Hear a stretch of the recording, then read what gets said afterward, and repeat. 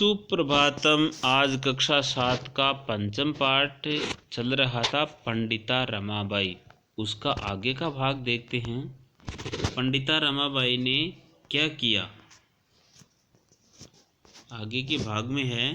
England देशात Ramabai America Desam अगच्छत। Ramabai England देश गई थी, उसके बाद में वो वहाँ से अमेरिका चली गई। तत्र सा भारतस्य विधवा स्त्रीणाम सहायतार्थम अर्थसंचयम अकरोत्। वह वहाँ पर जाकर के, अमेरिका में जाकर के विधवा स्त्रियों के लिए उसने धन इकट्ठा करना शुरू किया। भारतम प्रत्यागत्य, भारतम वह भारत में वापस आकर के मुंबई नगरे सा शारदा सदनम स्थापित।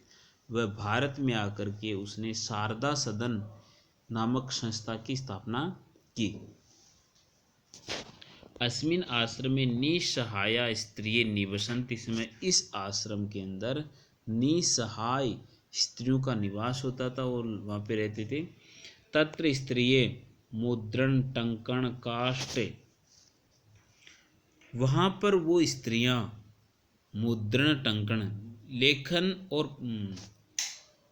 लेखन और छापने का, लिखने का और छापने का, काष्ठ कलादि और लकड़ी के ऊपर विभिन्न प्रकार की कलाओं का कार्य वहाँ पर किया जाता था। और उससे संबंधित लिखने, लिखाने और लकड़ी के खिलौने इत्यादि विभिन्न प्रकार की कलाकृतियाँ बनाने का प्रशिक्षण वहाँ से प्राप्त करते थे।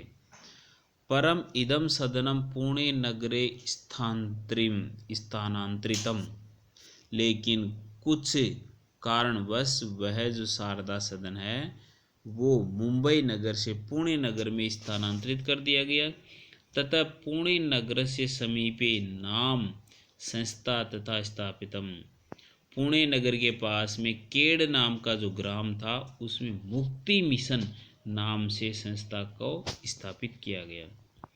अत्र अधुना अपि निराश्रिता स्त्रिये ससम्मानम जीवनम यापयन्ति।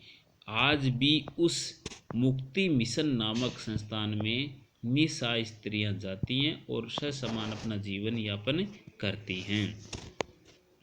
1922 तमे ख्रीष्टाब्दे रमाबाई महोदया निधनम अभवत्। 1922 में रमाबाई महोदया का निधन हो गया।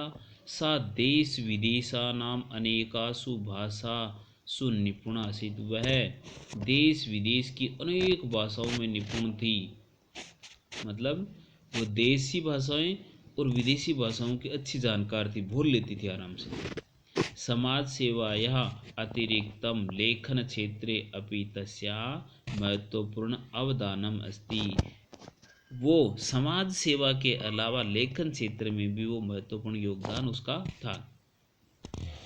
त्रिधर्म नीति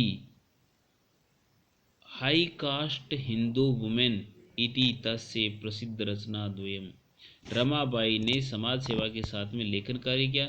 लेखन कार्य में उन्होंने लिखा स्त्री धर्म नीति एक काव्य, और दूसरा लिखा हाई कास्ट हिंदू वुमेन, ये दूसरा काव्य। इन दोनों काव्यों की रचना भी रमाबाई के द्वारा की गई थी, जो स्त्रियों के लिए एक अमूल्य काव्य के रूप में गिना जाता है। धन्यवाद बच्चों। आज आपका दिन मंगलमय, इसी कामना के साथ हम फिर मिलेंगे। तब तक के लिए नमस्कार।